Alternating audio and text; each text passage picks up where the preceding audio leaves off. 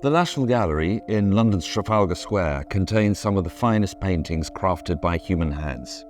It houses supreme examples of Western European art from the last 800 years, which tell a story that runs from medieval times to the early 20th century in some 2,400 paintings. To understand the composition and scope of this collection, we'll need to go back 200 years to the gallery's foundation in 1824, and how from there, through adversity and success, war, no little controversy, and the generosity of many, many people, the gallery has continued to flourish, not just in the number and quality of its artworks, but in the role it plays at the heart of the cultural life of this nation.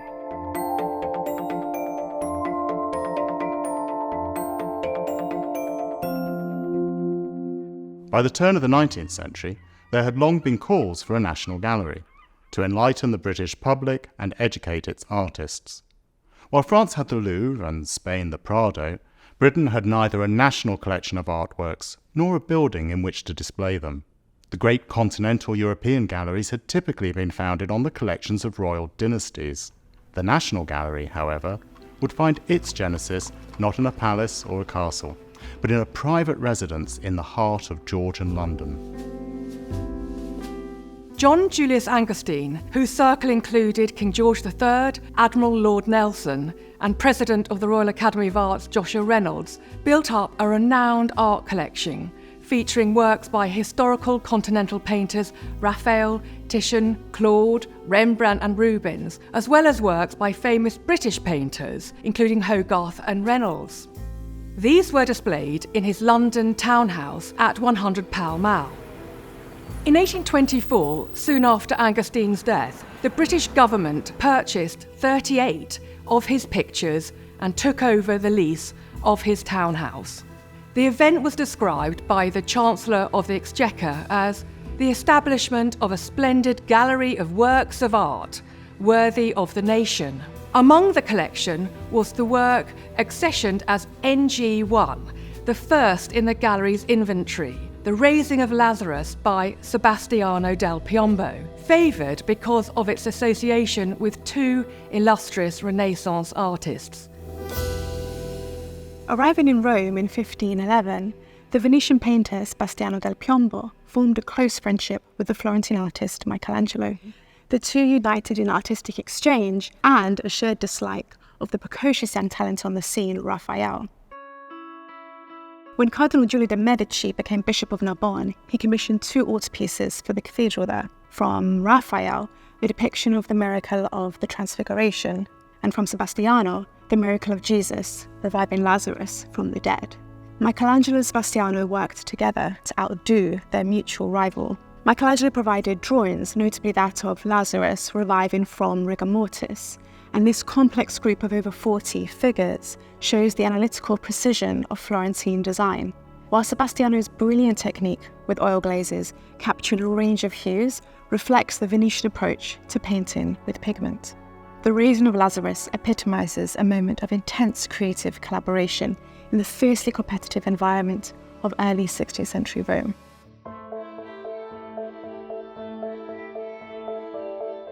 Few, if any, in 1824 stopped to consider how Angerstein financed the purchase of so many masterworks. 200 years later, the provenance of funds for paintings in our collection has been explored more fully. We now know that Angerstein's wealth came from underwriting and brokerage in marine insurance, a significant proportion of which was represented by the transatlantic trade in enslaved people and the goods produced by individuals whose bodies and labor were exploited.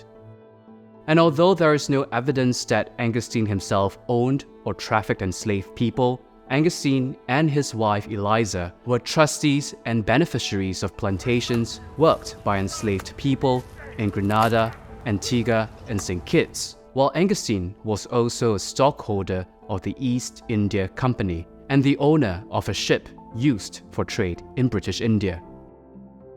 The National Gallery is embarking on further research to better understand the connections between works in our collection and the circumstances surrounding their original acquisition. The first gift to the gallery came between 1826 and 1828 from the amateur landscape painter and art collector Sir George Beaumont, who donated a select collection of 16 paintings. It would be joined in 1831 by the first bequest, which comprised 35 paintings from the estate of the Reverend William Holwell Carr. Beaumont, a long-term advocate for the foundation of a national collection, had lobbied the government to purchase the Angustine collection. His paintings were soon hanging alongside Angustine's at 100 Pall Mall, but Beaumont's gift had come with a stipulation that suitable accommodation was found for the display of the works. He was not alone in thinking the nation's collection deserved a more fitting home. The architect William Wilkins wrote to the Chancellor in 1831, questioning the very safety of the paintings in such a domestic setting, saying, "These fine and invaluable works have been suffered to remain in a mansion ill calculated for their display, where the accidental ignition of a chimney flue would subject the whole to immediate perdition." A suitable new home for the nation's collection had become a much debated topic. The MP, George Agar Ellis, was one of many to express an opinion about the best location for it. It must not be placed in an unfrequented street, nor in a distant quarter of town. To be of use, it must be situated in the very gangway of London, conveniently accessible to all ranks and degrees of men. In 1832, Parliament agreed a budget to construct a fitting building for the National Gallery in the very gangway of London, at Trafalgar Square. Plans for the Trafalgar Square Gallery were drawn up by William Wilkins. The Royal Mews that previously stood on the site had already been demolished. Now the stables designed by William Kent were pulled down, once they had been vacated by a zookeeper and his giraffe. To keep costs down, columns for the front of the gallery were reworked from bases and capitals salvaged from the recently demolished Carlton House, formerly home to the future King George IV. Sculptures discarded from Marble Arch were reclaimed and modified. Female figures that were originally designed to celebrate British military prowess were altered to suit their new roles, while Winged Victory was adorned with a paintbrush and a palette. The National Gallery only occupied the western half of the building, while the eastern part was taken by the Royal Academy of Arts for a period of 30 years. On the 7th of April 1838, the National Gallery was finally available for inspection by Queen Victoria. It opened to the general public 2 days later. The opening of the new gallery was a matter of national importance, though not everyone was impressed by the building, either from the outside or inside, including the Times newspaper. The rooms are but badly calculated for the purpose, and the interior of the plan is more than commensurate in defects with the absurdities and bad taste of the outside. The writer William Thackeray dismissed the building as a little gin shop, while King William IV is said to have described it from his deathbed as a nasty little poky hole. The new space was, admittedly, still small compared to the great galleries of Europe, but it proved highly popular with the British public, drawn to its central location and by the novelty of access to such a significant collection. In 1841, it was reported that on Whit Monday alone, 14,000 people squeezed into the gallery's 5 picture rooms. And of course the collection continued to expand within the limited gallery space, with the acquisition of more exquisite works of European art. In 1842, just a few years after the gallery had moved into its Trafalgar Square site, and actually just as Nelson's column was being built, the gallery acquired its first Netherlandish painting. And it started off in a rather spectacular manner, with the purchase of Jan van Eyck's Arnolfini portrait. Arnolfini is an Italian merchant living in Bruges with his wife, and they're shown inside their well-appointed bedroom. Every detail is rendered meticulously, beautifully, with Jan van Eyck applying a new technique of oil painting to remarkable effect. We see their expensive red bed on the right-hand side. Window looks out into an orchard. 3 oranges sit on this piece of furniture on the left, And in the centre of the picture, reflecting the entire scene back at us, is the convex mirror with scenes of passion around it on a tiny, tiny scale. Van Eyck was clearly very proud of this picture. In the reflection, we can see that in the door looking into the scene, there are two figures. One of those is probably Jan van Eyck himself. In fact, just above the mirror, he puts his signature. Johannes de Eyck voor Hick. Jan van Eyck was here 1434.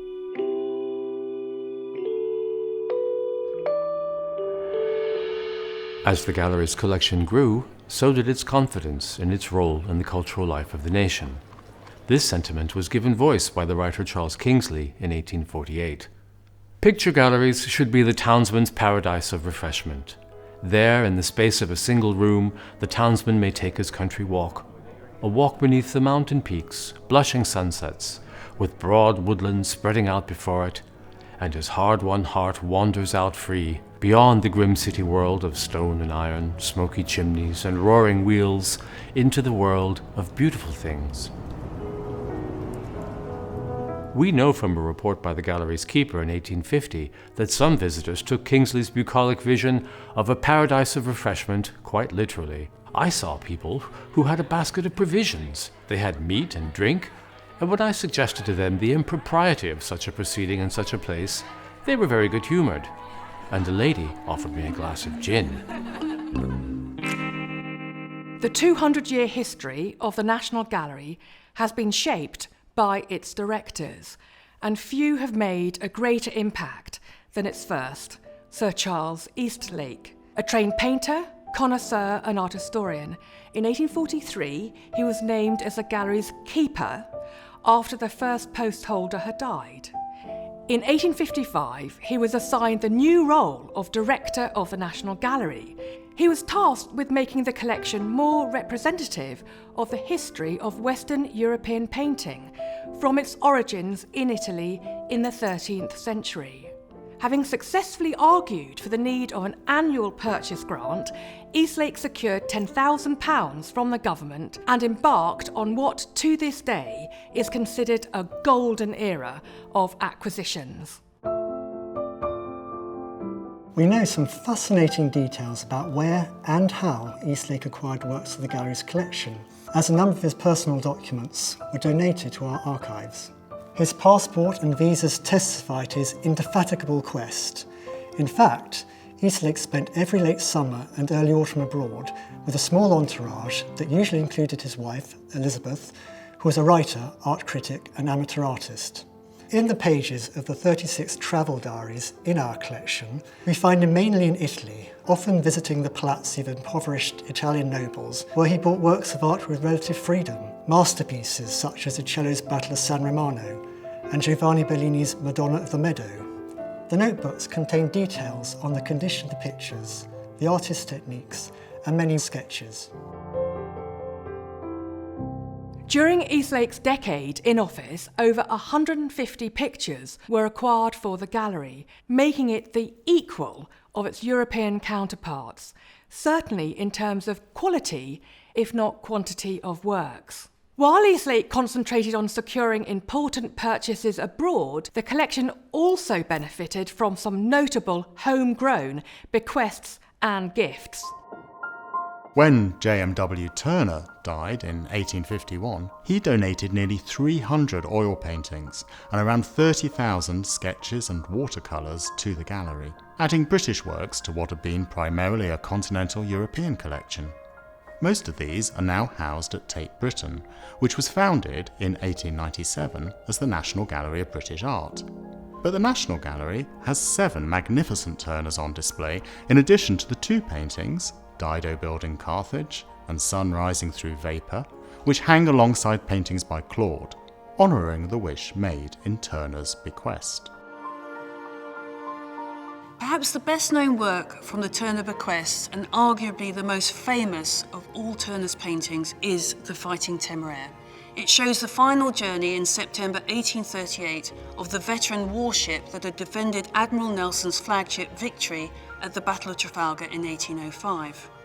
But it is unlikely that Turner witnessed the event. In fact, he may not even have been in England at the time, and he certainly takes artistic license with the scene. For example, the fiery sun that gives the picture its elegiac tone is setting in the wrong direction on the Thames. Although we believe the Temeraire was tugged by 2 tugs, Turner has depicted only one. And he has replaced the ship's original graphite grey and pale orange paintwork with white and golden hues to give it a more ghostly, ethereal presence. But this is to miss the point. The painting is more a memorial to the Temeraire, the sacrifices made during the battle, and the passing of the age of sail to the age of steam, rather than a true record of its journey to be scrapped at Rotherhithe. Turner painted it to be shown at the Royal Academy of Arts in 1839, which then shared the National Gallery's building in Trafalgar Square. The square's commemoration of the Battle of Trafalgar with Nelson's column resonates with the picture's subject. A favourite painting of his, Turner referred to the Fighting Tamer as his darling, and it remains one of the National Gallery's and Britain's most popular paintings.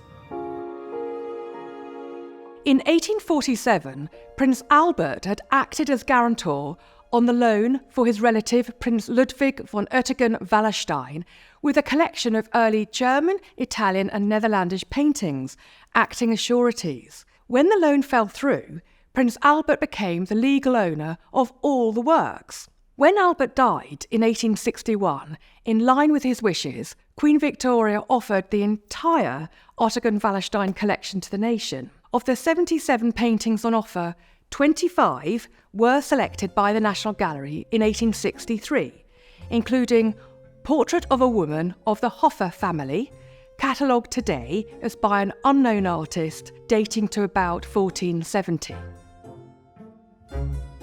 This impressive portrait is somewhat of a mystery. We do not know who painted it, nor who the sitter is. The artist's style and the woman's costume indicate that it was probably made in southwestern Germany around 1470, but we cannot be much more specific than that. The most salient and unusual feature of this portrait is the fly that seems to have landed on her voluminous linen headdress. It completely breaks with the decorum of the portrait. What on earth is this insect doing there? And is it on the headdress or on the surface of the painting, that is, in our own world? Our first reaction as viewer is one of alarm, and our first instinct is to bat it away. But we've been tricked. The fly is not real but painted. This is all a sophisticated joke. With his incredible illusionistic skill, the artist has duped us into believing that the fly was real. In so doing, he not only amused his viewers, but also showed off his talent, inviting us to question what we see and marvel at what painters and painting can do. Charles Eastlake was on another of his continental acquisition trips when he died in Pisa on Christmas Eve, 1865. Initially buried in Florence, his body was exhumed, repatriated at the request of the Royal Academy of Arts, and interred at Kensal Green Cemetery in London. Eastlake had run the National Gallery along increasingly professional lines, encouraging the study and preservation of its paintings and introducing competent record-keeping for the first time. He had also tended to the building and the needs not only of the paintings but also of the visitors, considering the gallery's heating, lighting and ventilation. During his stewardship, the gallery remained extremely popular. In 1859 alone, it received just under 1 million visitors. However, his greatest legacy, his notable success in acquiring important works for the collection, left the gallery with a key challenge: to find more space. The solution was an expansion into space vacated by the Royal Academy of Arts in 1869, and an extension northwards onto the site previously occupied by a parish workhouse. Between 1868 and 1876, 7 sumptuously decorated galleries, built to the designs of Edward Middleton Barry, were added to the gallery, the Barry Rooms. The final room of the extension was Room 32, the largest room in the building, and home to a collection of Italian Baroque paintings from the 1700s. The hang of the paintings in the new Barry rooms fell to Irish painter and incoming director Frederick Burton.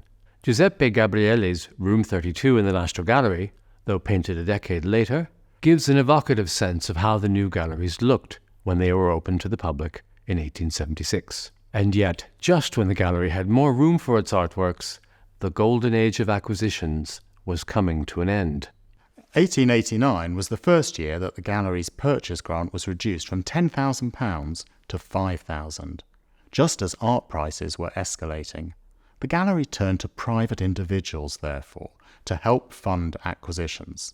In 1890, in order to pay new death duties and to fund his estate at Longford Castle in Wiltshire, the Earl of Radnor decided to sell some of the great works from his collection, including Holbein's The Ambassadors.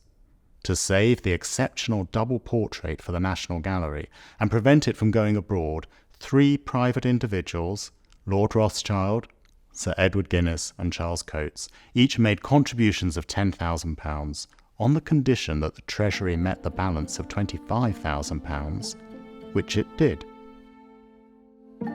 This is the most extraordinary record of a friendship in the history of European painting. This monumental double portrait depicts Jean de Dinteville and Georges de Selve, 2 Frenchmen sent to the English court to report on the unfolding drama of Henry VIII's divorce from Catherine of Aragon and subsequent break with Rome. It was painted by the German artist Hans Holbein the Younger in 1533. It comprises a range of astronomical devices, books, and musical instruments, all meant to expound the 2 friends' curiosity and learning, but not only. Indeed, closer examination indicates that something is not entirely right in this image. The scientific instruments are all miscalibrated. The lute has a broken string. The arithmetic book is open on the page of division. Such symbols of discord would have been read as a discreet but potent commentaries on the political and religious turmoil of the day. But what about the odd grey shape spread out across the floor? Viewed from the right of the picture, it is revealed to be a distorted skull. It offers a powerful meditation on the omnipresence of death, literally hiding in plain sight. Only the crucifix, tucked behind the curtain at the upper left of the panel, offers a possible way to salvation. The Ambassadors epitomizes the vibrant story of exchanges of ideas, pictures, and people that defines the National Gallery.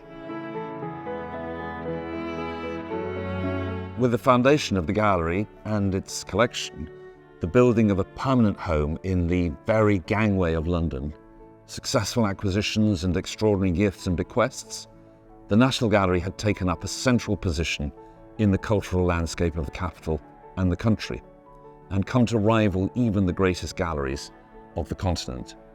But the 20th century would pose enormous challenges: war, controversy, vandalism, and further changes in the art market that would necessitate increasingly inventive ways to acquire works worthy of the nation's collection.